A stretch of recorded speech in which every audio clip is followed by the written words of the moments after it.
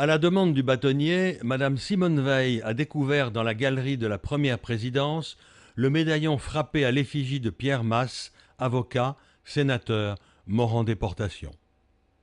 Et devant quelques 300 avocats et invités réunis dans la bibliothèque, le bâtonnier Christian Charrière-Bournazel a remercié Thérèse Dufresne qui a réalisé ce médaillon et le premier président de la cour d'appel qui l'a autorisé à l'apposer dans le couloir qu'arpente, a-t-il dit, tous les jours, magistrats et avocats.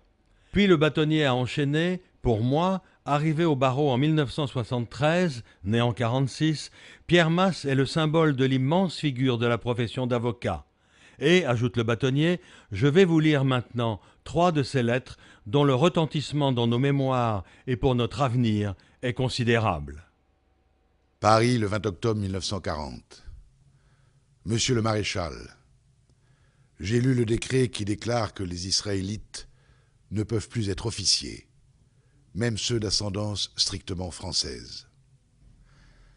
Je vous serais obligé de me faire dire si je dois aller retirer leur galon à mon frère, sous-lieutenant au 36e régiment d'infanterie, tué à Douaumont en avril 1916, à mon gendre, sous-lieutenant au 14e régiment de dragons portés, tué en Belgique en mai 1940, à mon neveu, Jean-Pierre Masse, lieutenant au 23e colonial, tué à Rethel en mai 1940. Puis-je laisser à mon frère la médaille militaire gagnée à Neuville-Saint-Vaast, avec laquelle je l'ai enseveli. Mon fils Jacques, sous-lieutenant au 62e bataillon de chasseurs alpins, blessé à Soupir en juin 1940, peut-il conserver son galon? Suis-je enfin assuré qu'on ne retirera pas rétroactivement la médaille de Sainte-Hélène à mon arrière-grand-père? Je tiens à me conformer aux lois de mon pays, même quand elles sont dictées par l'envahisseur. Veuillez agréer, monsieur le maréchal, les assurances de mon profond respect. Pierre Masse, ancien capitaine au 36e régiment d'infanterie, officier Légion d'honneur Croix de guerre, ancien secrétaire d'État à la justice militaire. Lettre de septembre 1941. Monsieur le maréchal, j'ai reçu sous le couvert de monsieur le président du Sénat la circulaire par laquelle vous me demandez de faire connaître si je suis de famille juive. Mon premier mouvement a été de ne pas faire réponse. Il n'y a pas de juifs au Sénat. Ne font partie de cette assemblée que des citoyens français, quelle que soit leur religion, élus par un collège électoral français, conformément à une constitution qui n'a pas été abrogée sur ce point. J'ai décidé cependant de répondre, par déférence pour le gouvernement dont vous êtes le chef. Mes 2 grands-pères étaient de religion israélite.